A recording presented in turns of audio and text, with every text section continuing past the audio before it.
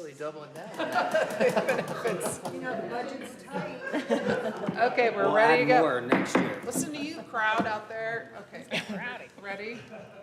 All right, we're live. Welcome to the City of Asheville City Council work session, which is our policy, finance, and infrastructure meeting. And I'm gonna turn it over to our interim city manager, Ben Woody.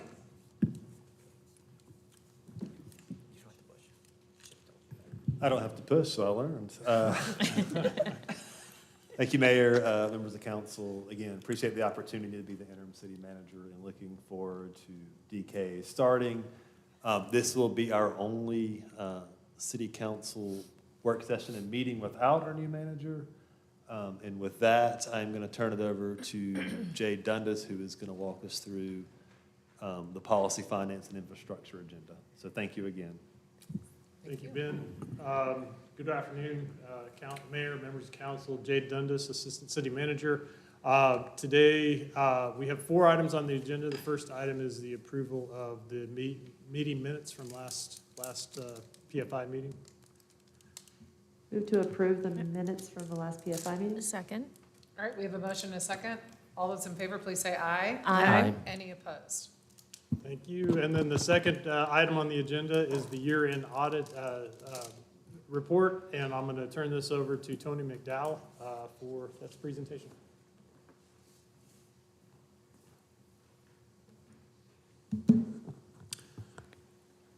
Good afternoon, Mayor, City Council. Tony McDowell, Finance Director. I'm here this afternoon to start us off anyway for the presentation of the fiscal year 2025 year-end audit.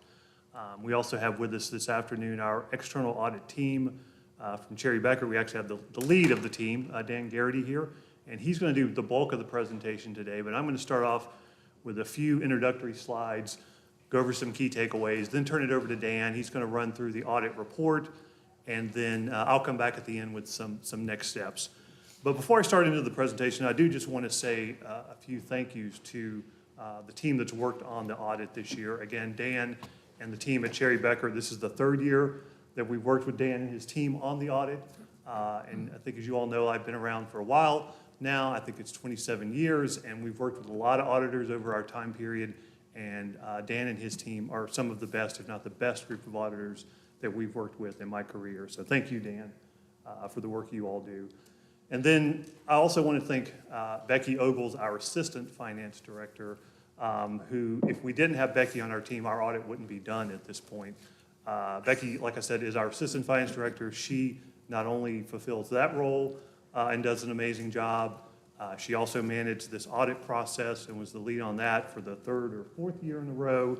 And she's also taken on a lot of extra duties since Helene as well as our cost recovery expert, and she works directly with the folks and is responsible for getting in a lot of our FEMA reimbursements. So thank you, Becky. There's a lot of days I'm like, I don't understand how Becky gets all the things done that she gets done. So, okay, with that, I'm going to go into the presentation. So Ms. Campbell may be gone, but the key takeaways are still here. So I'll just run through these. And so the first key takeaway is that the fiscal 2025 year-end financial statements were issued on November 14th, 2025. So that was kind of the completion date of that part of the audit. I'm going to talk a little bit in a few bullet points and later in the presentations about how the complete audit is not done yet. And I'll talk to you all a little bit about what that is. But the year-end financial statements are done and they're issued. The audit opinion that we received from Cherry Becker this year was what's called the unmodified or clean opinion. That's the highest level of assurance that they can provide regarding our financial statements. We did this year have one accounting error that rose to the level of a material weakness, however, and Dan is going to walk through that with you all. They're required as a part of their professional report to provide you all with an overview of what that finding is. And again, I'll let him talk about that when he comes up. Next bullet point, so unassigned fund balance. We talked to you all a lot during the budget process about where we thought fund balance was going to end fiscal year 2025. We had estimated back in June that it would be at 14.9%. We came in pretty close to that estimate. It was a little bit under that. Final fund balance for fiscal year 2025 was 14%. So that was down from the 16.8% from fiscal year 2024 and slightly below the policy threshold of 15%. But again, still pretty close to what we had estimated during the budget process. The next thing I would highlight, again, the full audit is not complete yet. What's called the single audit or the grant portion of the audit is still being worked on.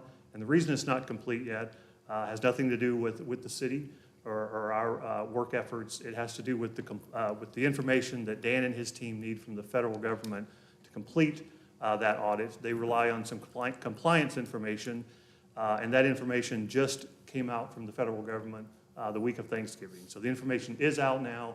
Dan and his team are working on it. We hope to wrap up the single audit portion of the audit by the end of this month. But the LGC has granted an extended deadline for that part of the audit until February 12th. So we do have some time to finish that. And then finally, the last key takeaway, because of that material weakness finding that Dan's going to go over, and also because we had a decrease in fund balance, we will again this year have to submit the letter to the LGC as a part of their performance indicator program. I think you all are familiar with that from the past. And when I come back after Dan's report, I'll ask you all for some guidance on whether you all want us to bring that back to the full council for consideration in January. So just quickly, why do we have an external audit? There's a number of reasons. One, it's required by state statute. The statute says that each local government shall have its accounts audited as soon as possible after the close of each fiscal year by a certified public accountant or by an accountant certified by the local government commission. Just as a reminder that the auditor is selected by and reports directly to you all, the governing board. Another reason to have the audit, we're also required by both the federal and state government to have the single audit if we expend over a certain threshold of grant dollars, and we do exceed those thresholds. So we do have to have an audit completed based on those requirements as well. And then beyond that, it's just simply best practice for us to have external auditors to come in and look at our books. It provides additional transparency and assurance to debt rating agencies as well. And then lastly, one thing I want to highlight is the importance of that review from the auditors being independent. One additional step we take here at the City of Asheville is that we do rotate audit firms every 5 years in an effort to maintain that independence. Like I said, we are in year 3 with Cherry Beckert, so we will have 2 more additional years after this, and then we will put that contract back out to bid again. So just quickly looking at the results from fiscal year 2025, as I mentioned, we received the unmodified or clean opinion. You can see there's 4 different types of opinions that auditors could issue. And again, we received the unmodified this year, as we always do. The auditors also identified no fraud, illegal acts, or violations of laws or regulations in the work that they did. And also, as I mentioned, Dan will go over that one material weakness finding that they did identify. And then I'd also like to point out that our full fiscal year 2025 annual comprehensive financial report, known by the acronym ACFR, it provides a complete overview of our financial position. It's out on our city website right now. So I would encourage anyone who's interested to take a look at that report. So the last slide I'll cover before I turn it over to Dan is the unassigned fund balance. This is a 10-year, actually I think it's an 11-year snapshot of where we have been with fund balance over time. As I mentioned, we have the policy of maintaining 15%. You can see that in general, over time, we've been pretty successful in managing our fund balance and staying somewhere between that 15 to 20% threshold. We did bump up to about 24%, and that was coming out of COVID when we did better than anticipated in some of our sales tax revenue for a year or so. We've been spending down that fund balance over the last couple of years. You can see the trend is shows a decreasing trend over the last few years. And as I mentioned, we ended last fiscal year at 14%. Probably the biggest thing that impacted the decrease in fund balance last year was the impacts of Helene. We ended up coming in under budget on the general fund revenue side, primarily due to sales taxes, but also some of our other revenues as well. So I think had we performed as anticipated, had Helene not happened, and revenues coming in as we had anticipated, we probably would not have dipped below that 15%, but we did. So that's going to be kind of our starting point. We're going to start talking to you all about budget here soon after the start of the new year. And that's going to be our starting point when we start talking about budget and where our fund balance is at moving forward.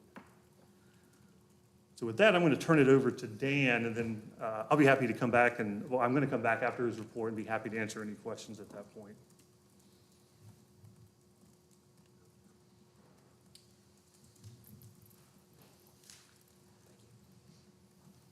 Thank you, and I appreciate you having me here today to be able to discuss the high-level results of the financial audit. Obviously, 200-page document can be daunting at times, so we just want to be able to kind of relay to you kind of the message in terms of what we saw in our audit and the process that we took. We are also required under our auditing standards to go over with you certain required communications. Those communications are kind of on the front end of our presentation. I will go over those fairly quickly as they're very similar to previous years, but things that we have to affirm with you each year we do the audit. But if there is any reason to stop, please let me know. Just want to all recognize the team that worked on this audit from our firm, myself leading the audit with Brian Liffick as a second reviewer, who was new to the engagement this year. We also had Richard Hard, returning senior manager on the engagement, Emily Bennett, who had been an associate, moved into her senior role, and we used Alan Bond, who was a new associate this year, to the engagement. So did incorporate new faces as well into the audit. So we audit the financial statements in accordance with generally accepted auditing standards. We audit also in accordance with general government auditing standards. That's all in which to form an opinion to provide reasonable assurance that the financial statements are free from material misstatement.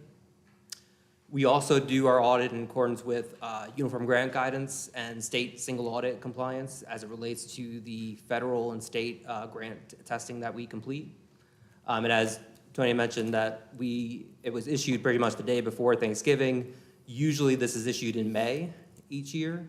So it's been a kind of a slow process in terms of getting that in front of us. That is what we use to do our testing. So while we can start using the prior year supplement as a basis, we still have to wait for the new supplement to be released for any changes and make sure that our testing is still appropriate for the programs. So as mentioned, we are in the process of working that. We did complete a couple of the programs before. We're still working on completing another 2 or 3. I think there was 5 in total that we had to test. And we'll let you know if we have any findings. Currently, through our testing, we don't have any findings, but if we do have any, we will report back to you if anything comes. And as Tony mentioned, we issued a clean opinion, an unmodified opinion, which is the highest level opinion we can give under our auditing standards. Note 1 is where your significant accounting policies lie. That's where you describe how you recognize revenues, expenditures, and how those are factored into your financial statements. Also, in note 13, you described a change in accounting principles. So the Government Accounting Standards Board issued a new pronouncement that required all governments to record compensated absences, which is your sick leave and vacation leave, as it relates to what's more likely than not to be used. In the past, you had not accrued for your sick leave because it has not paid out, so there was no cash settlement at the end of employment with the city as it relates to that. Vacation had been accrued because there is a cash settlement or usage that will be used. Because usage was not part of the calculation before, sick leave was not recorded. This year, because usage is, there was a calculation being done to estimate what is the usage of current balances that are expected to be used over the term of employment for your employees. And that resulted in a $12.2 million increase in that liability. So this is just really relates to your government activities and your business type activities, does not relate to your governmental funds. So it's really just that kind of that high level liability that you will have to pay out in regular payments that you make to employees as they use sick leave. So there's no additional amount to be paid. From a related party standpoint, we found no issues with any related parties, no issues with any arm's length transactions or anything not disclosed to us by management that we found. No significant or unusual items, so nothing that would be outside the normal course of business of a city. Estimates are a critical part of your financial statements. There's a number of liabilities and information within the financial statements that is developed through estimates. That could be your capital assets, depreciation of those capital assets, your pension and other post-employment liabilities. We noted no issues with how management did develop those estimates and no issues with the inputs to those estimates. Financial statement disclosures are clear, neutral, and consistent. We do have an advisory team within our firm that helped with the implementation of GASB 101. We did not make any management decisions. We just helped with rifling through the data, providing those to management to then make a decision what the right liability was. And we do assist in the preparation of the data collection form, which is what is used to submit to the federal government once the federal single audit is done, so that they can, all the federal agencies can know what programs have been audited, and that's just part of the process with all local governments that we work with. We are not aware of any relationships that would impair our independence with the city or management. No difficulties encountered as part of the audit, no disagreements with management, no auditor consultations, so nothing internally we had to consult with. We had received the manager representation letter dated the date of the audit report. No management consultations, no shopping for an opinion outside with other accountants or auditors, no other findings or issues noted, and as of the date of the presentation, no fraud or illegal acts or violations of law or regulation that were noted to us. And no events or conditions that would indicate any substantial doubt for the city to continue as a going concern. These three are just a long way of saying we provide an opinion on your financial statements and the notes of their financial statements. Everything else that's kind of at the beginning and the end of your financial statements, we give either in relation to opinion or no opinion at all. So this is your letter of transmittal, management discussion analysis, your pension RSI schedules, all those items we look at and look for any inconsistencies, but we do not provide any opinion on that. And then your supplementary information, like your budget schedules, we do look at that to make sure they're consistent with what's reported in the front financial statements. This slide as well, it's pretty wordy. It's, again, a long way of saying we do not provide an opinion on the effectiveness of internal controls, but if we find any issues with internal controls, we will bring that up as part of our audit. And the types of controls deficiencies that we may encounter in any audit could be a material weakness, which is the highest level of a finding, and that is basically that a material item either had gone undetected or could go undetected based on the issue with an internal control that's found as part of the audit, and then a significant deficiency being one less than a material weakness, but still important enough for us to make you aware of. And as Tony had mentioned, we did have one material weakness this year that identified here. And it was just that the city did not properly accrue for one invoice related to construction work that had been completed near the end of the year. This related to your general capital projects fund, so it had no bearing on your general fund. But from the capital projects fund, it was recorded in 2026, but due to when the work was performed, it should have been recorded as of June 30th, 2025. The capital projects fund is a smaller fund compared to the general fund, so it has a smaller materiality. And so this was deemed to be material to the financial statements, and so management did correct this as part of the audit. And that's what when we have any corrected or uncorrected misstatements that are found as part of the audit, we need to make you aware of those. These are the corrected, which is that one item we just talked about on the other slide. The next two slides will go over some uncorrected misstatements. It's, again, a lot of words here, a lot of numbers. I'll try to just break it down in terms of the different areas. The first bullet point we have here is implementation of the compensated absences. So when going back and doing the estimate on what the compensated absences was, the salary-related benefits, your FICA accrual was not made on that balance, and it wasn't made in the current year or the prior year. So there's an effect of that being missed.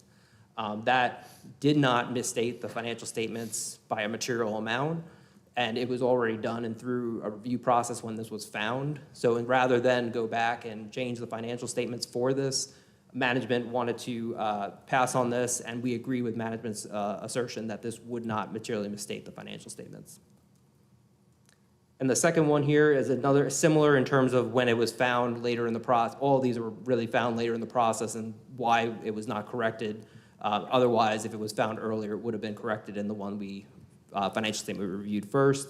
It just relates to interest accrual. It just was not updated for the change in the interest accrual year to year. This next one is deal with accounting for opioid funds, and this is something we're having at all cities and counties that have opioid funds. The guidance from the state in the past had made most people within the state of North Carolina, I don't know of any county or city that recorded as an exchange transaction originally, recorded these revenues as non-exchange transactions. And when I say non-exchange, that means that you cannot record the revenue until you have an expenditure that's allowable under that program. The state came back and said, no, this should be an exchange transaction where you are giving up the right to sue further for the opioid settlement by receiving these funds to the pharmaceuticals that are part of that legal settlement. Because of that, all the money should have been recorded as revenue in the first year that you received it. And again, this is something that we found in all counties and cities that had this funding and needed to be corrected this year.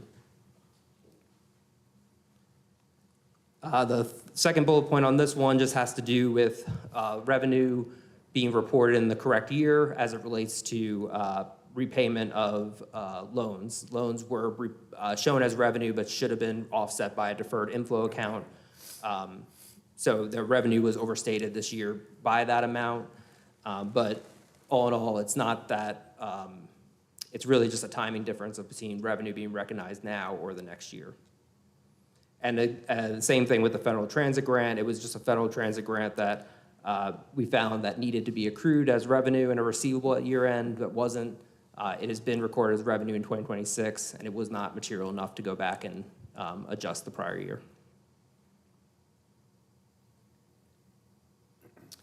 This slide here shows you the programs that we audited. So we're auditing the Community Development Block Grant this year, the Federal Transit Authority Cluster, and the Home Investment Partnership Program. That are your federal programs we're looking at. And for your state programs, we're looking at the Powell Bill State Cash Flow Loan that you received as well.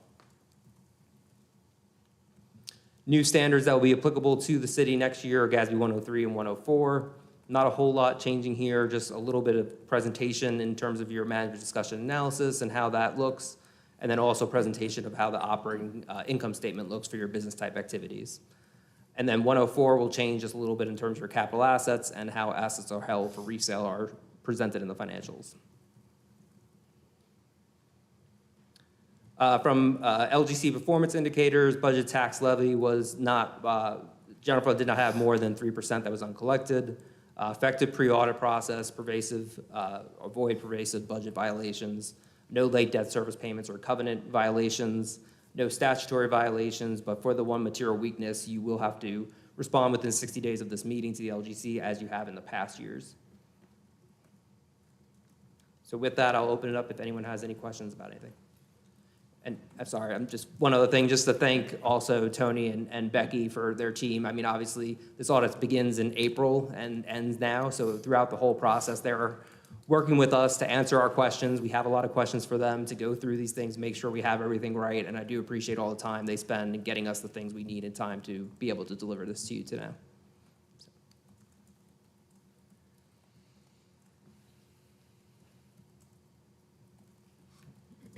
No questions from me. I will jump back up and come back and finish off. And if you all have any, think of any questions for Dan, we can definitely have him come back up. Okay, so I just wanted to kind of quickly again remind you all, and you know, Dan and I both covered it, this performance indicator program from the state. It was started in fiscal year 2021, so this is the fifth year this has been in place. They have approximately 20 financial performance indicators that they look at. If any of those indicators are negative in a given year, it triggers that letter that we referred to. And as Dan mentioned, you all have 60 days from today to submit the letter. It has to be signed by a majority of the board.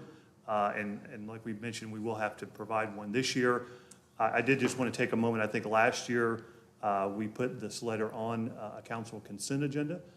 If that's the direction council would like to take this time, we can bring that letter To do the same. to do the Yes. same. We can do that. Okay, we'll bring it to your January Is meeting that for a- you I all. mean, That's fine. Yeah. Okay.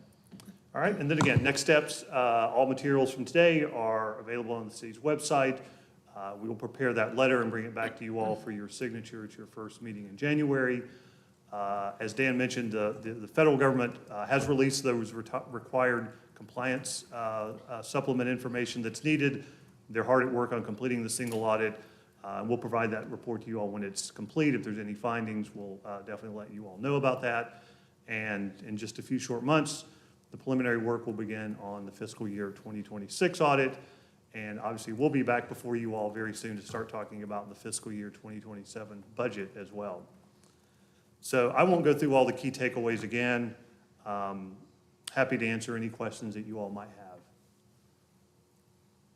I do have a question, but it's very preliminary because we're, wrapping up this process and starting to move into our next fiscal budget cycle. And I don't have a lot prepared in advance for this question because it came to my attention this afternoon. And I went back and looked at our budget documents for pay and compensation, and I'm looking at this 14% here. So I know there's kind of 3 categories that we looked at last year. General pay plans were 3% hybrid, so it says here from our 2025 presentation, 3% increase for all staff whose salaries are above the median pay of $58,000 and a $1,740 flat increase for those below the median. There was a different pay plan to address compression for the Asheville Police Department and a third pay plan for fire department. And I was trying to understand how it's worded. So it may be different for those 3. But my general question is, what if you got hired after the budget was passed? Yeah, so great question. So everyone who was on payroll, and I can't remember the exact date, it's sometime in late June, that's the cutoff date. So anyone who was on payroll at that date received the pay increase that's outlined in the budget. So for example, if you're a firefighter on the firefighter pay plan and you were on payroll as of that date, you got a 3% pay increase. I think the thing, and we met earlier today with some folks from the Fire Association to talk about this. The thing that didn't happen this year that has happened in some prior years, not all prior years, is that the pay plans also shifted. That did not happen this year. So pay minimums stayed the same. And we tried to highlight that to council as we went through the budget process, because we talked a lot about how those pay changes were going to affect the minimum pay for employees and how many employees were below the minimum, just wage? economics pay during the budget process and how they would be impacted by those different scenarios that we laid out for you all. And one thing we pointed out at that time was there would be folks, it would lift those folks above who were on payroll at that point, but the pay ranges were not moving, so we would continue to hire folks in, and so there would be people who were hired in at those lower pay ranges after the budget was adopted. So I think that was missing just in general in the way that I absorbed that information. Same. It's, I think I definitely, missed that too. because of previous conversations about wage and compensation, we were talking about the floor. And so I was imagining we were talking about the same agreements where we were talking about we wanted to get closer to a living wage floor, and if there were gonna be exceptions, it might be for temporary staff or something like that, because that's what the agreements we had been making in the past. So that wasn't my understanding about what was happening, but I think it's coming across in how people are realizing their paychecks are. And when, I don't know if that's just for fire, or is it also for Parks and Rec staff who are like, well, wait, I got hired 2 weeks after, and now I'm even lower than a living wage. So what it means for our staff is we're less likely to keep them around. We might end up training them and then they'd shift to other cities to work. But what it also means for us is we're gonna be chasing our tail next year for that living wage floor.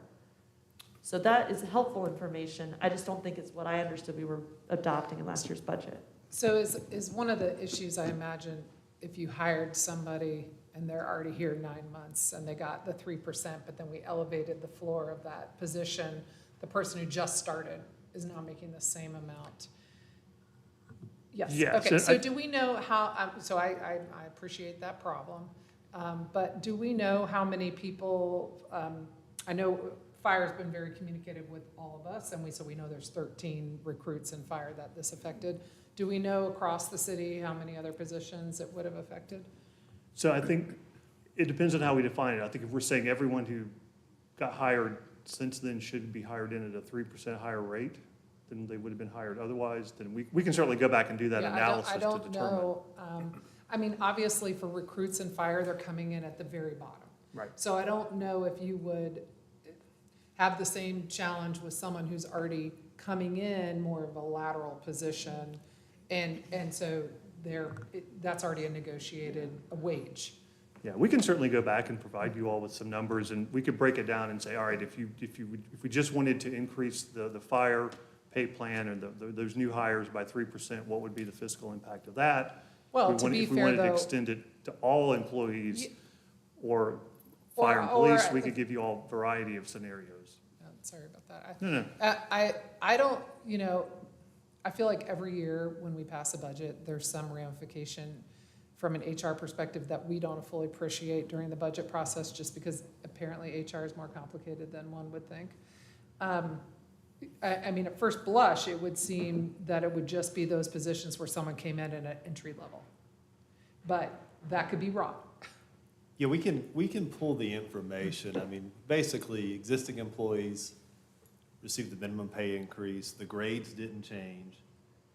That's different from, not every year we increase the grades on the pay plan. So Right, that is no, I different. understand that, yeah. So I think what we have to determine is, if I'm saying this right, so anybody that was a new employee after June, whatever day that was, if they came in at the minimum of the grade, or anything less than 3% above the grade, that would be an impact to that new employee. So it's not quite that simple, because I may have Yeah, no, come in yeah, at 1% below the minimum grade.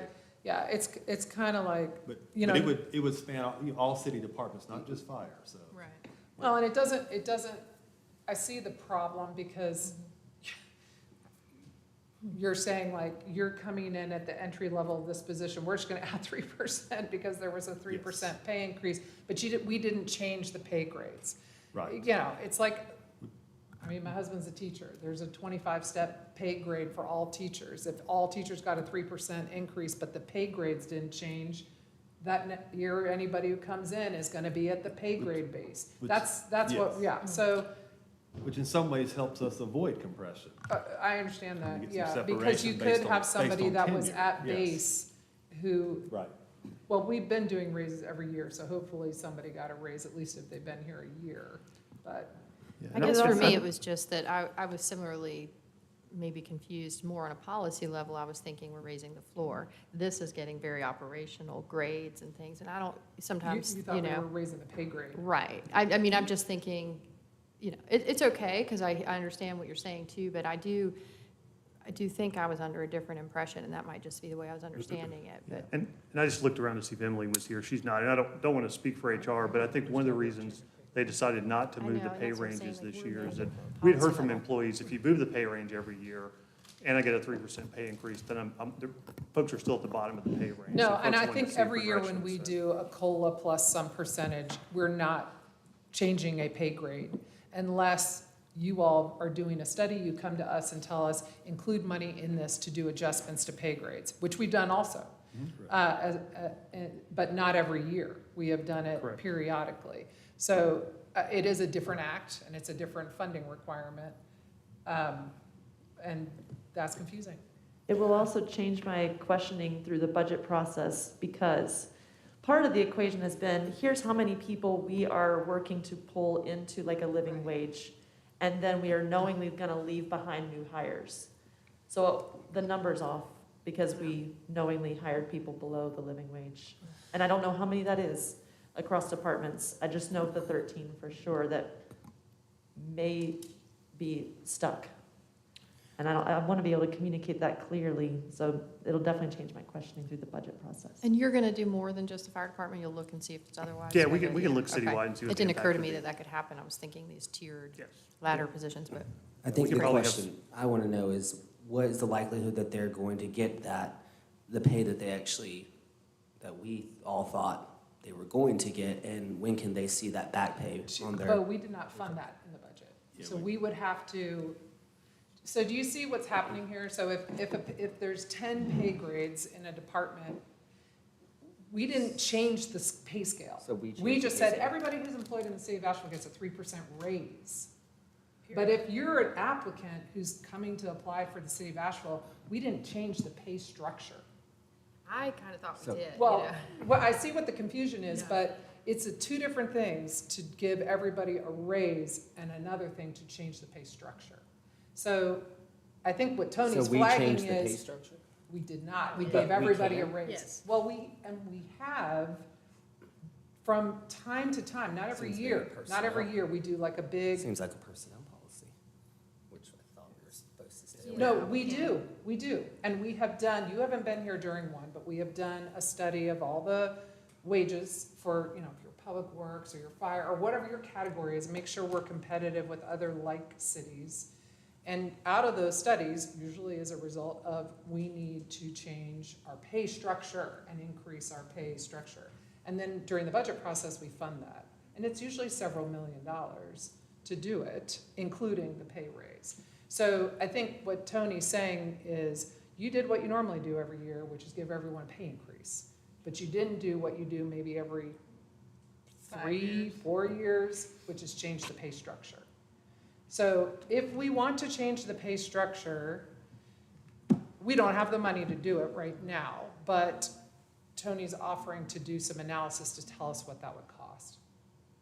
It didn't sound like too much, actually. Yeah, well, I think that If you needs, just do fire, it's not that Right. much, but he's, Assuming there's not yeah, other and departments. we're just going to do a limited review of all the Yeah. positions that have been hired since July 1st at the minimum. So Okay. that, so what we would bring you all would only be the cost to adjust those folks up. It Okay. wouldn't be a full-scale readjustment of our pay but plan. he's saying Yeah. he would look at all hired since July 1, All employees. all Yeah. employees. All Okay. Yeah. employees and their wages, yeah. Now, that, again, is not changing the pay structure. That's just covering those employees that started since July 1 and saying, okay, you get the 3% too. And then we Right. can, Giving them a we can address the pay structure as a part of the budget process. Do what? Well, the reason just I'm brings it attaching to it to the this floor. is because By action instead of the policy. fund balance was Just lower bring it. than Yeah. Say that our again? policy. The reason I was bringing it up today is because the fund balance conversation. Well, we Yeah. wouldn't want to fund pay out of fund balance No. anyway. Right, we just, if we're being asked to make a budget amendment in this budget cycle, then it's It's- part of the equation. It's It's a a very, math problem. it's a, yeah, we have a math problem, for sure. It's So, effective, Kim, what does that effectively, it would be imply? a mid-year budget amendment, so you'll need. We, Well, let's If get you the were- numbers. yeah, if you were- Let's get the numbers. This- I If mean, you were we- to move forward with it, but we can provide the data, the Absolutely. information, and then if you decide to fund it, those are funds that are not currently allocated. we would in have to this cut budget. something. Yes. I That's mean, what you're trying to- sometimes we hear Yes. things that come up and, oh, we have funds available for that. So just find out how much it is, see if Like there's. Elise said, the Tandra outlets, Right. all of a sudden, there's money for it because we budgeted for it. Yeah. $29,000 for drug testing through our fire department. All of a sudden, we found money for that. We're coming into budget cycle.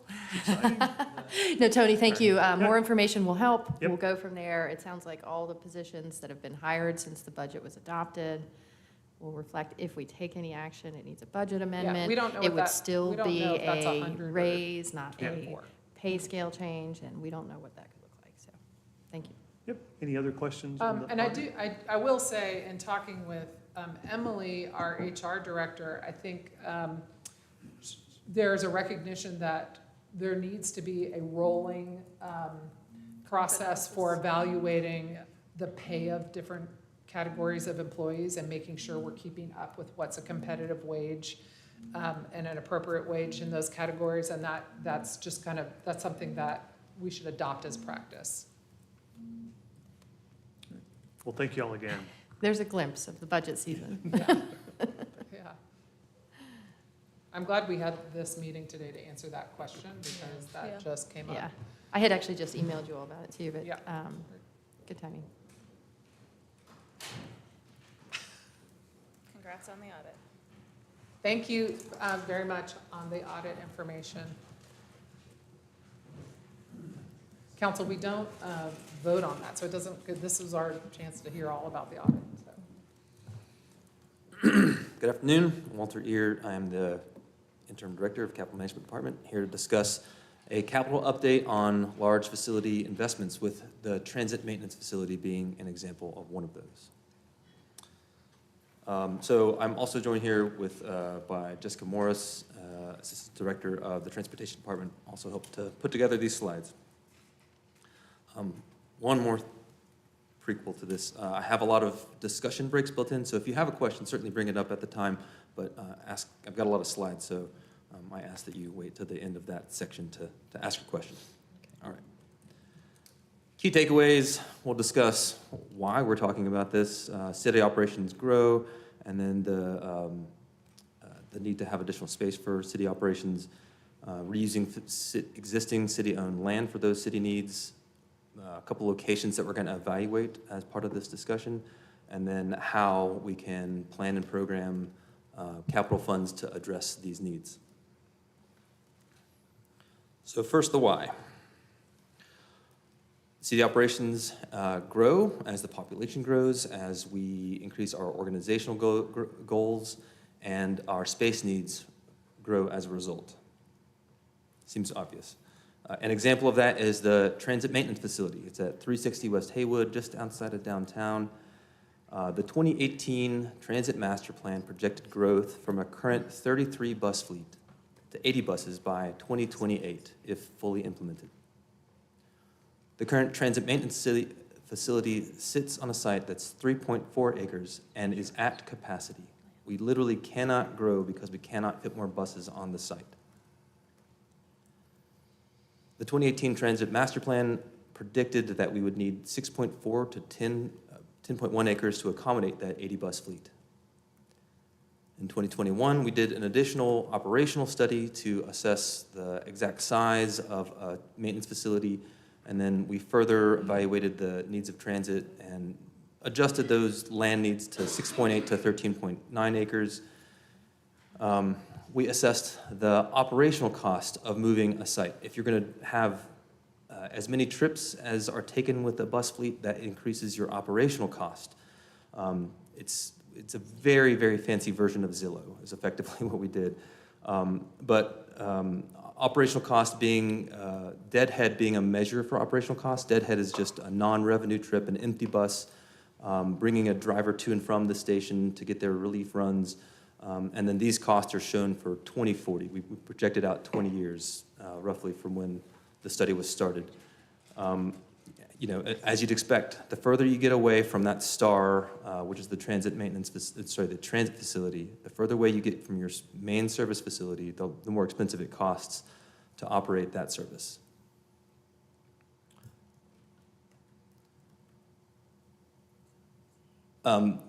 So land, where would we find 6.8 to 13.9 acres? Real estate is more scarce since Helene. Folks who are in impacted areas have moved out of those areas, and those areas are just not available for use now. Since the pandemic, costs have increased. There's just hey, we're popular. People are coming here, so there's a limited supply. We're not making more land, so demand is increasing, but supply is not. It's been just generally difficult to find large contiguous parcels, and it is difficult to budget those in our CIP. So reusing existing city-owned land for operations seems like a cost-effective thing to do. I point this out to say that past councils, past administrations have not had that as a priority, have not put that on the table as something that we would use for city operations. The existing city-owned land disposition policy requires an interdepartmental review with a disposition only if there is no basis for holding the property. Any questions? Oh, you better believe I have a transit question. I'm so glad you're here today. Can you help me understand if the county is also considering facility for transit, and are we pursuing any opportunity to collaborate? For the 21, for the operational study that we did in 2021, we did not consider a joint use. We did discuss it at length, but we did not, at that time, have a joint operation with them to consider for that site. And I can chime in a little bit more from serving on the county's Environment and Energy Committee. The county just had an assessment of if they were to shift to an electric fleet, and then what some of the parking and maintenance facility requirements would be. They essentially outsource their maintenance function right now, and they lease land to park. I don't recall where it is, but it's on the river somewhere, and they actually lost maybe one vehicle in the flood. But they have a long-term lease, maybe through the end of the decade, and don't intend on making any changes towards bringing their maintenance function in-house. So they're... And that's for the mountain mobility fleet? So for their transit needs, essentially, they need an open parking lot, and that's kind of the level of complexity for their operation. And then the second question to go along with that would be, because we have electric buses that we can't use right now, they're in the parking lot, so are we maximizing the current space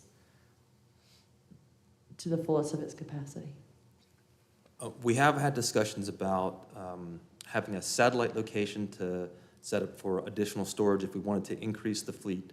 I know that there are other discussions about logistical challenges, just finding drivers to be able to add additional runs, but it is cost prohibitive at this time to, if you set up a satellite location, you've got to then monitor it, and then set up additional security, and then that provides additional costs for operating that satellite location just to store buses. So we have evaluated, but we've not executed it yet due to just funding. Okay.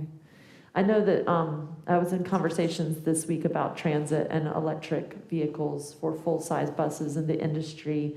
And even though it was in the news, it was still news to some folks that our electric buses were parked and not in use.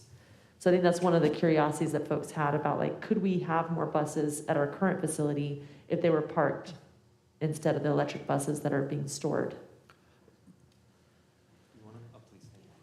So, just to kind of highlight, it's not just about the storage of the buses on the site, it's also the throughput that we have for maintenance.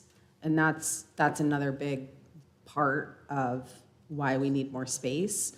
We only have a certain number of bays where we can maintain buses, and there's just only so much space for that major function as well. So yes, we could remove those buses off of the site and put them somewhere else temporarily, but that's just one smaller part of the equation. Or I shouldn't say smaller, but it's not the only reason why we need more space. That makes sense to me. I just don't think that information is getting out into the world, that it's not just about parking vehicles, but it's also about being able to keep them in good shape so they work for our public service. Right.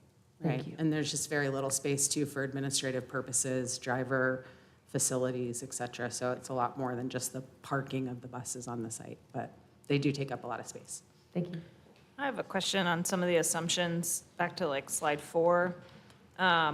Projecting that we could need up to 10 acres or more to have an 80 bus fleet, and then eventually you start to show some costs for that. Are we also thinking about the operational cost to get to an 80 bus fleet? Because I don't know, it kind of feels like this infrastructure and capital conversation is disconnected from the operational conversation that we're also having big policy conversations on. So, I mean, I would love to see us have an 80 bus fleet by 2028, but it's 2028 is not, no. So then why are we using those assumptions to make capital, land use, and cost estimate needs? Just seems, Because those years are really not necessarily the most important part. It's like, what do we see as a future need of a facility? So we're trying to build a facility that will be another 50, 60-year facility. So you can scratch out 2028. That's what the Transit Master Plan said. We were going to implement all of those service expansions by 2028. That's not what our study looked at. We looked at 2040 and 2050, I think. So erase the 2028, that's definitely not happening. But we have 35 buses right now. So it's not a huge stretch of the imagination to think that in 30 years, we might have double that amount of buses. so for a city of the future, which we're building right. towards regularly, where we Exactly. have better transit, fundamentally, we need a bigger maintenance facility, and these are some numbers that we could pin it to. Mm-hmm. Right. Okay. And that answers doesn't my mean that question. we can't also phase portions of it in as we grow. I Yeah. think that's Well, and for something that we land looked at too. acquisition, But for land acquisition, you need to try to find the site that's Make going the to plan. fit what you need for the future. Well, Thank you. coincidentally, we own this land. Yeah, and there's so much more in the presentation. Like, I'm going to have more questions Yeah. at the But end. this is a linchpin activity, right? Yeah. You can't just decide to do this. This is either we use this property for this purpose Or we don't. or not. So, as well as the capital investment that would require, so, yeah. We're waiting for one of your good metaphors. Really catapult us. right, any other questions from the last section? All right, thank you. So we'll now evaluate 224 Louisiana Avenue, discuss some of the work that we did internally with staff. Here it is proximity-wise on the map. 224 Louisiana Avenue is about just under 9 acres. It's 2.5 miles away from City Hall as the crow flies, just again for proximity. It's currently operated by the U.S. Army Reserve, and they are set to vacate in 2027. So it's also becoming available. That's part of the reason we're having this discussion. And then for just context, 360 West Haywood is there in the middle. This is the site. As you can see, this is Patton Avenue, Louisiana Avenue. Falconhurst Park is adjacent to this, and then Fire Station 3 is just across the street.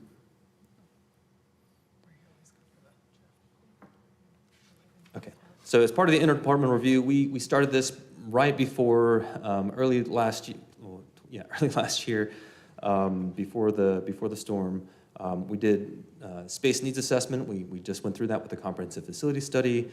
But as well, we did it for the transit operations, and then we did a call for department uses, potentially for the site, again, following that policy.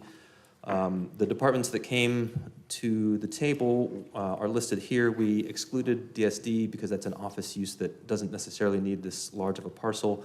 And then Parks and Rec at the time had just relocated to their operational facility, and they were only looking for access to the park, Falconhurst Park, which was landlocked at the time. So transportation, transit maintenance, AFD and APD logistics, and the Public Works fleet facility. So more process here, but just know that we worked with our planning department to review the zoning around the site and as it fit in the comprehensive plan. Obviously worked with each department as they needed analysis for the site, and then reviewed some existential goals around housing, the sustainability MCAP plan, and equity inclusion.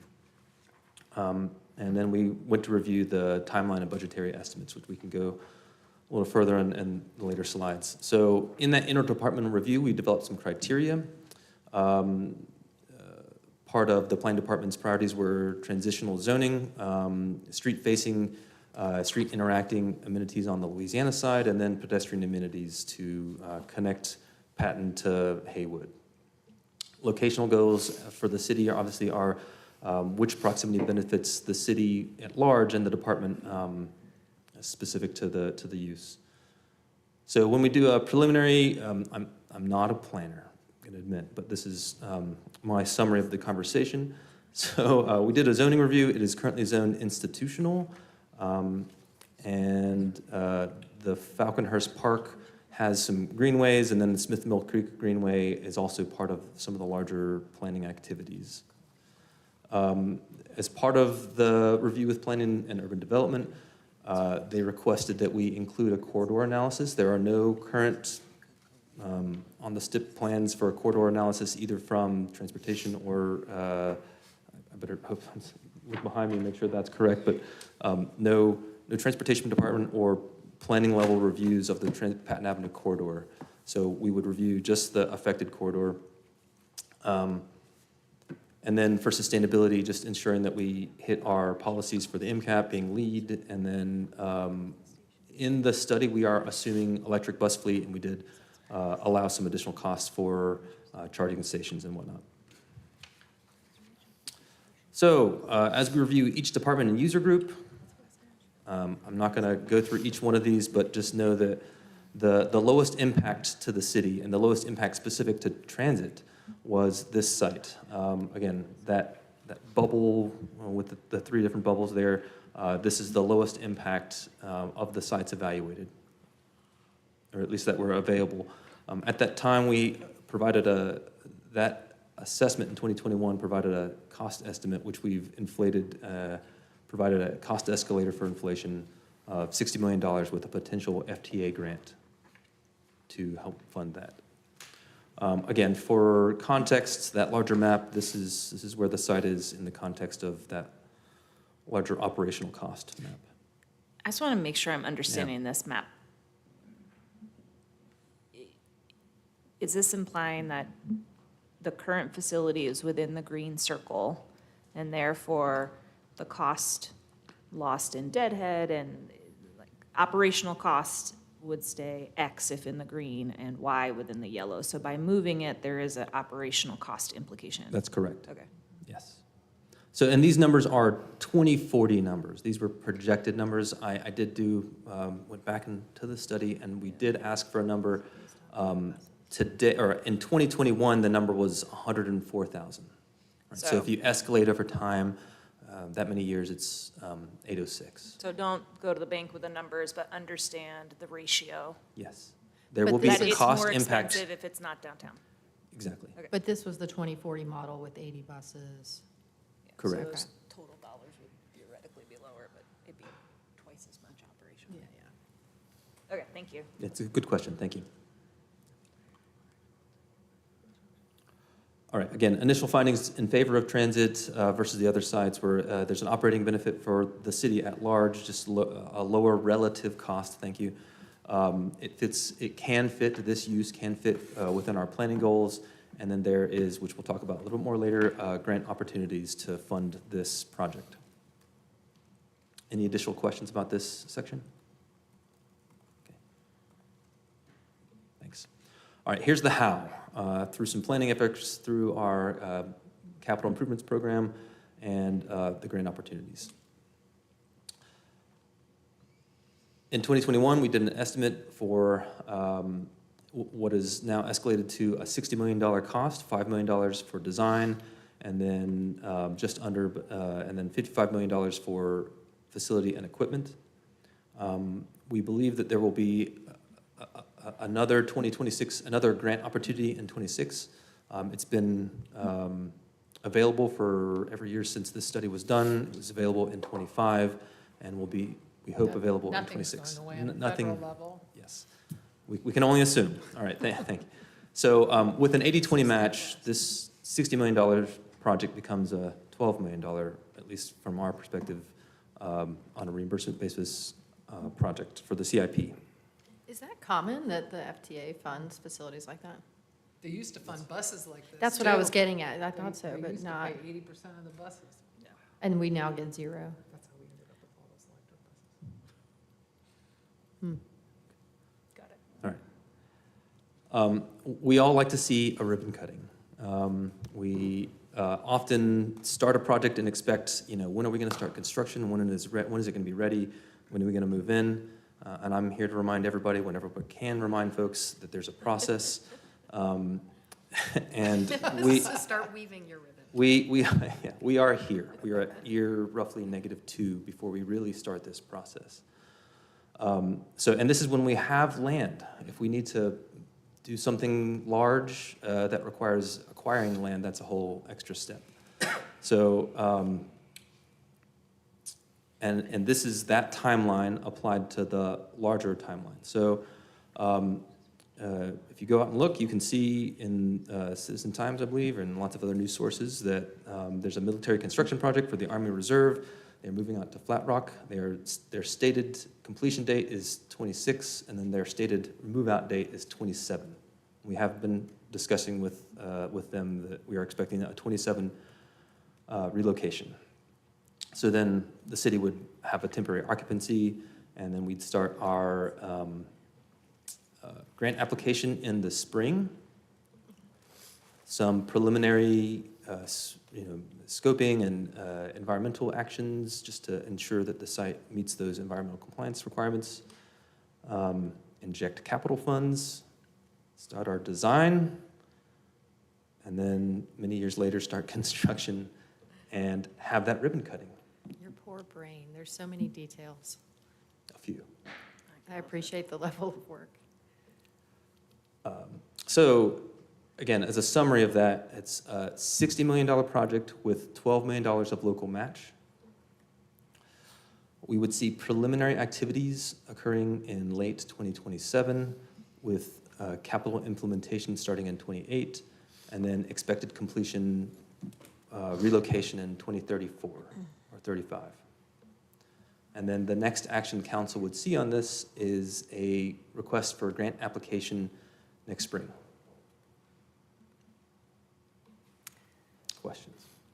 I mean, I I have was so many. doing a quick research to figure out what other cities in North Carolina are doing, and I'm sure that's part of your analysis, but it seems like other cities in North Carolina are placing theirs really close to interstates.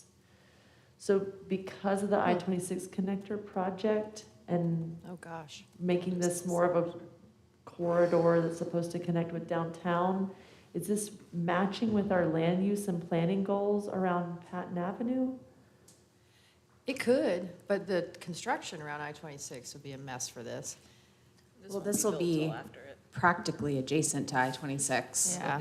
And I would gather that a lot of the examples you might be talking about is probably where they found land that's big enough. Yeah. And that happens to be a lot of times near like interchanges.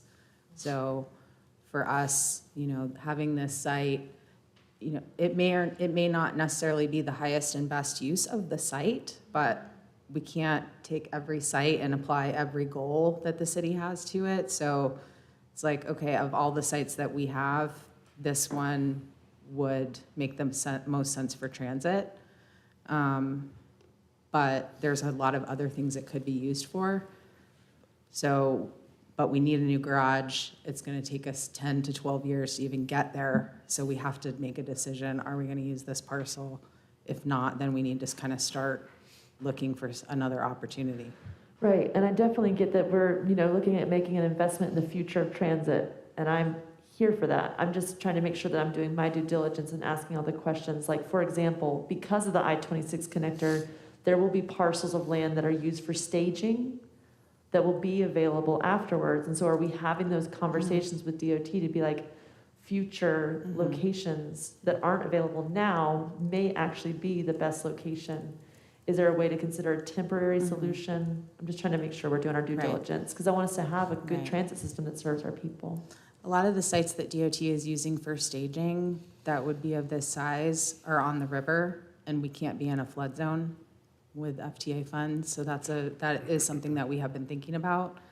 Other parcels that might get freed up are probably even more, I'd say valuable, if you will. So I don't anticipate seeing any I-26 parcels that are gonna come forward that are gonna be of the size and scale that we need.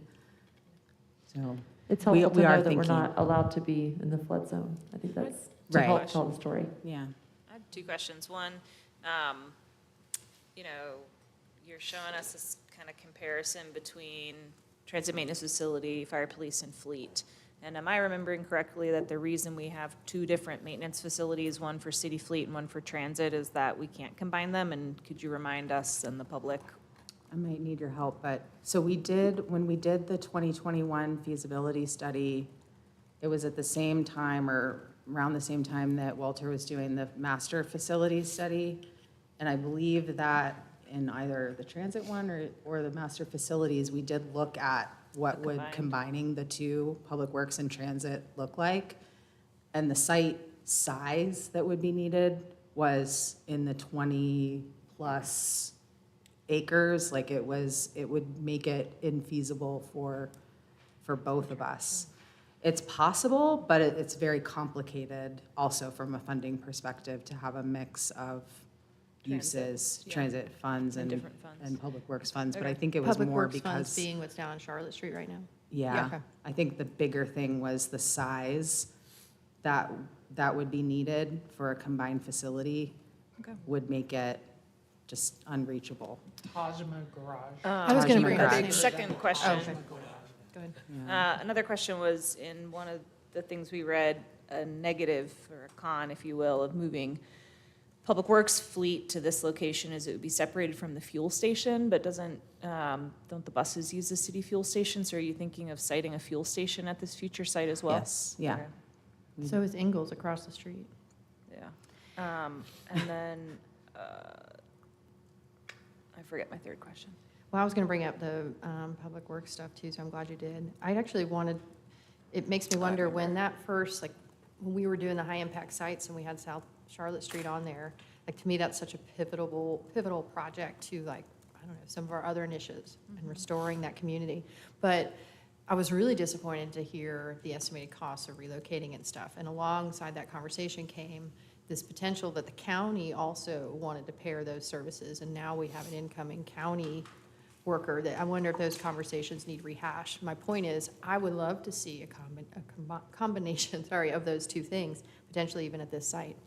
What I'll say about this, I live in West Asheville, I live very close to this site, and I have for decades, and this is kind of exciting to me.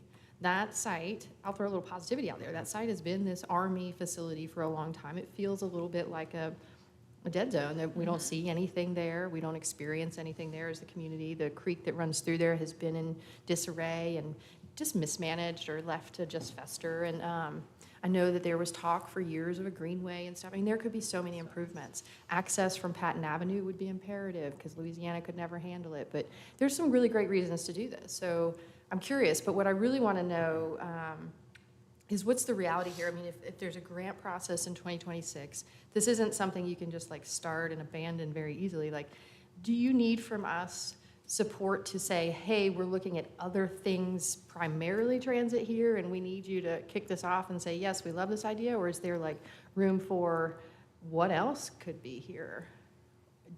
Are we just talking transit? Like, what do you want from us? And where are those timeline cinch points?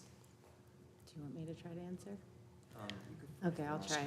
Well, So- and I asked this same question when we were getting ready for this meeting, but I think you already went through a little slide up There's there some about grant- how you looked at other uses for this site, so I feel, But is that all of it? Like, I mean, was it ever okay. assessed for just the public works site? Like, I don't know what all the city uses are if you just looked at those three things well, that So- would be and then winning. on the second point, the other question I asked was why now? Why do we have to do, since, The it's grant such a long time, timing. and it's because of the grant. Which is awesome, 80% grant would be awesome, Yeah. right? Certainly, if we can't get it for buses, let's get it for this, but, because I just have some, like, the community hasn't been consulted on this. Are you looking for direction from us now, in January? What's the? The next opportunity for a conversation would be before the grant application. So between now and spring, before we apply, there are opportunities to discuss this. When we were talking about, so I'll take each piece apart. Between now, this is the beginning of the discussion. Okay. When it comes to why didn't we evaluate public works for this site, it's 8.76 acres. The identified need for public works is 20 acres. So it wouldn't fit unless operationally, this staff made a decision to separate those uses, which creates a management challenge. And that's not something that Public Works wanted to do at the time. I don't think that the current Public Works Director would want to do that either. Again, we're, Commingling. so no for that one. Did you do the again, public works analysis for us? Yes. It was your brain? Yes. That's helpful. I think, Council Roney, you asked a question about why not closer as well. I wanted to address that. It's a free site. We own the site. There's no cost to it. We did evaluate the potential cost for buying a property, which is also not, shift everything here to the right by another year or two while we plan the capital funds in the budget. And then try to find land in that green, even closer to the green zone. It's just not available that close to city limits. So maybe arterial, something that would be in that zone, but at the time that we did the study, many years ago, but I don't foresee that the search would be much better, at least today. And we could do that, but buying land now would shift all of this to the right. And we can push this, and would cost more. But those are impacts and part of the discussion, certainly. Thank you.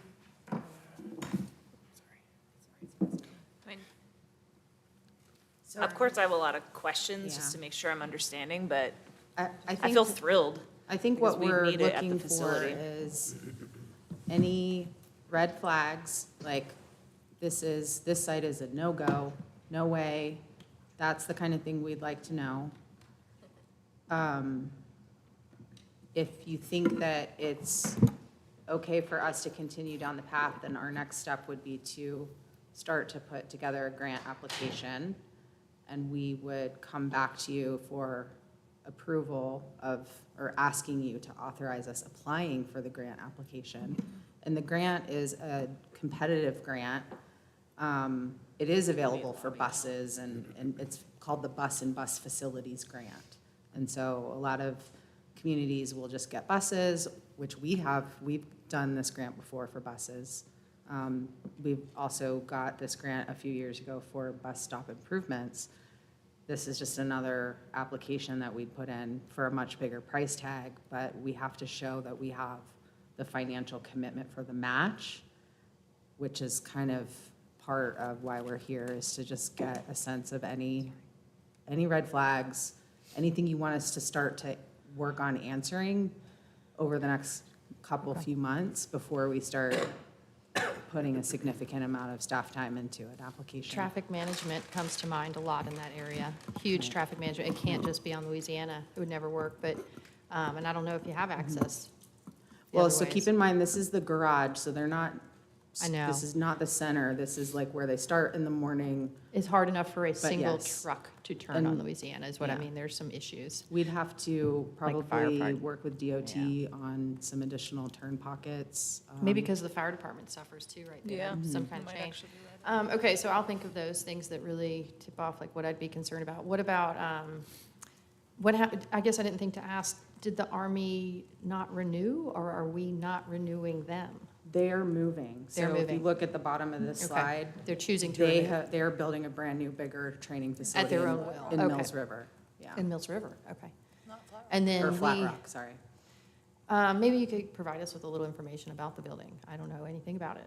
Or the So buildings we- would be torn Would down. we tear it down? We and would build get up? rid of the building. All building would go away. There's Yeah, only one building. there's a large kind of, more like a gymnasium kind of building there. Yeah. And then some outbuildings, but it's, from a site perspective, it's already been graded, it's like, Yeah. it's a, Is there any overlap of greenway stuff there? or- Yeah. and so part of the project would be to have Yeah. that section of the Smith Mill Creek Greenway, which honestly, we might build the Greenway before we build this because of the The timing. timing. But, yeah, it fronts the Smith Mill Creek Greenway. Well, that's pretty exciting. I guess in the scope of city-owned projects or land, I didn't realize this was even one anymore. I'd forgotten, so. I'm looking forward to more information. I don't have anything that's making me feel like, oh my God, this is a terrible idea. Okay. And I live right there, so. Yeah, it sounds like a great idea. It's definitely been a need for a long time. And if our transit system is going to be healthy and thrive and continue to grow to meet the community as it grows, we need to invest in the facility. It seems like a good match.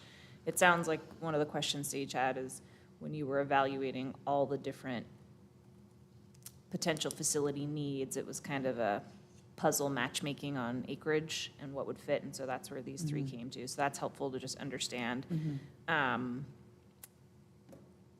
The fact that we already own it and it's very expensive to buy any other land anywhere makes it very attractive. It does, hearkening back to Kim, one of your questions, it does make me curious of like, what's the land value if this were to go to the market, and would that give us revenue to buy the land somewhere else in a better place? The reality is we don't have tons of land, so I think that's more of an intellectual exercise, but I do think when we're thinking about capital expansion and upfitting our facilities and looking at land, that does come to mind. And the land that we'd be vacating, do we have another need within our capital facilities? Like what would be your dream to slot in there, or would selling that to Thank you get for the segue. awesome, deeply affordable housing and then benefit to pay for the rest of the transit facility? Like, is that something we should be thinking about? So thank you for the segue. Yeah, you got it.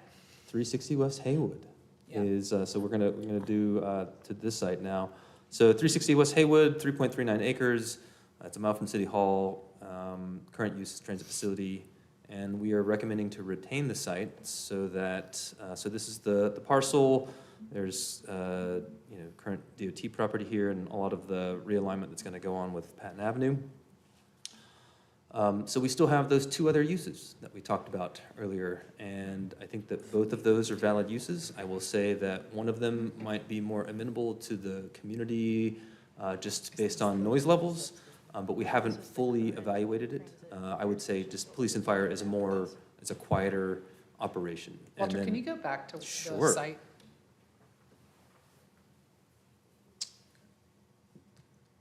I'm always surprised by where this is right now. Yeah, it's tucked right in like- Chicken Hill. Yeah, right. And it's such a beautiful, I have a view and picture of piece a of property. plaque from that building that says, you know, best fleet facility in 1970-something. I'm sure it So, was in Yes, 1970. yes. Yeah. So this was a totally different landscape back then, right? yeah. Still got the best people in it. That's right.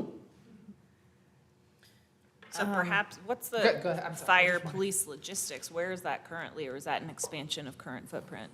That is an expansion of current footprint. It is, we've got apparatus in different locations. They just have a reserve fleet that they keep just in case apparatus goes down, so they need to consolidate that. Currently, because we're prepping for the municipal building to get some structural work done, we have relocated their fleet, their logistics facility to a location that's in Swananoa, honestly, that's really far away. And so we need to consolidate both police and fire. In the 2023 comprehensive facility study, we identified a large need for all space, but certainly logistic space for both of those public safety units. Thanks. This is a summary slide of the last, that last timeline slide, and effectively is just, you know, all the activities drawn into one. In 2034, notionally, we would vacate 360 West Haywood. We would do a renovation for one of those two users in 2034 or 5. Until then, we need to find an interim plan for all of those uses. So, over a decade. Fun.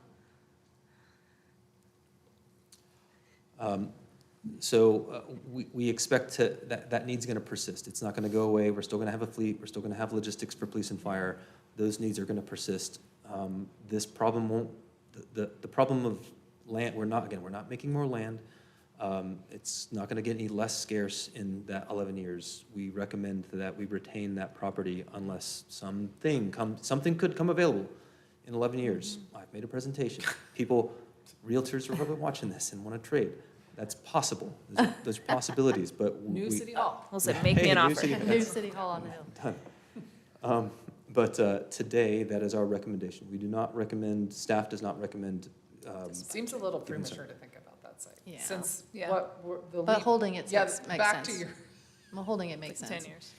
It does make me wonder, do we have an active land acquisition effort? Just seeing the needs that we've had, like, I'd love to see a 10-year plan for land purchasing at increments for our future needs as well. We expect to do a review of the 5-year CIP in the spring as part of the budget session, work sessions, and we can talk about some of the land acquisition plans that we have in the Great. CIP. Great. We're just gonna need it, is the reality. We Certainly. can't keep shuffling into these small, shoehorning the pieces, and land is going to get more and more expensive, so that's a worthy use of CIP, if you ask me. Great, thank you. Any other so I just have questions? one So more. again, key I just have one takeaways. more Oh, question, sure, comment. yes. It's not really about the future of 360, it's just really about the process and potential of West Asheville site. I mean, I guess in the, I think actually maybe this is what Councilwoman Roney was bringing up a little bit earlier, like our long-term plans. Our long-term plans for Patton Avenue are very different than what Patton Avenue currently looks like. It was never intended to be a myriad of car washes and low-rise buildings, and it suffers as a result, and traffic, and, I mean, I think it's one of the most dangerous intersections somewhere along there, right? Intersection of Louisiana, or Lester Highway and Patton. And it's just not, it's not designed for safe, accessible, livable, walkable community right now. So there's only a few ways that it can become that, right? The things that are there have to move on, or the major stakeholders have to make different moves. So that makes us one of those major stakeholders. So I guess what I'm saying is maybe with our analysis, we need to kind of also look at what we're not doing. Like what would, from our experience with conditional zonings, like could this be 3,000 housing units? You know, or what are we giving up that it also could be that maybe the community needs? I hear us, we need this transit center, we don't have a lot of options, but when you say, you know, land is scarce, that's the same thing I hear in every housing conversation. So I guess there's a little bit of an onus on us to say, you know, what would we be not doing here? I'd be curious to know if we could do preliminary housing. I you know. appreciate the expanded view of land use on Patton Avenue.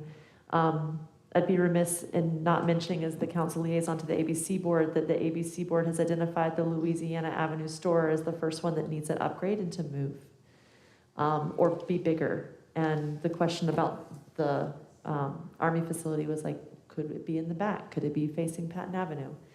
But it also fits in my mind into a bigger conversation around the amount of lots in that vicinity that are stuck and not being used at all. Kmart, Arby's, things like that have come up.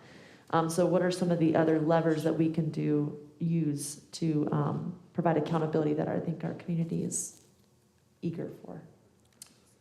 Yeah, I mean, it does kind of make you wonder. There Yeah. are some really good sites there. You'd think for housing before you even get to It's gonna, our future transit center. it's or gonna future- take a big leap by someone. Someone's gonna have to build housing and street trees and calm it down and, it's gonna take baby steps and over time it can become that, but it's not. We And do, that's what I'm wondering, like, if we're gonna connect to Patton Avenue, if we have any connection, I don't know if this parcel even touches Patton Avenue, but does not. it doesn't. And there's no right-of-way or anything through any of that? Oh. We do hope this to be an anchor to the Patton Avenue corridor, right? I mean, that is Yeah. the expectation in those planning activities. And it does, depending on how it's built and depending on how we use that land and the topography limitations and Yeah. whatnot, it only needs at a minimum 6.8 acres. It is 8.76. Again, that was an expectation in talking with the planning department. There are potential ways to use the site to invite additional uses. However, it's too early to promise Yeah. anything because we don't have any plans. And that was a high level, just per square Yeah. foot budget I get estimate. that. So those are opportunities that are on the table as part of a And maybe development. that's what we need to be thinking about, like the ABC store example, should the perimeter have a commercial liner? Like, does it need to be the frontage of the property? Maybe there's some creativity there. I wouldn't want to miss the opportunity to ask if the FTA grant can also, are we allowed to discuss the fact that it's also a place where people work? There's a break room, there's offices there, it's not just buses, it's also people? Yes, those were as part of our space needs analysis. That was 100% part of that. RAPT Dev, the transit operator, was part of that Okay, assessment. Yes, thank you. those are things that aren't as robust as they really should be Got in it. 2025, not 1975. Right, thank you. Very interesting, thank you. Thank you. And your last slide, is it? Key takeaways. Oh, I'm sorry. Oh, yes, Oh, thank no, it was a you. picture of a Mayor, bus. thank you so much. Oh, Oh, okay, yes. shows. So Mayor, thank you so much. I can't, again, as many others have said, Deborah's not here, but key takeaways, again, we discussed the why, where, and how of reusing city-owned land for large facility investments for one example of large capital investment. And thank you for your time and consideration. Thanks, Walter. Good job. Thank you. Manager, should the vice mayor to handle the last? Oh, Maggie, you're making a presentation. No. Maggie, I feel like you never make any presentations. Or Alex, no. You want me to go ahead and do it, Maggie, or is Alex doing something? Yeah, okay.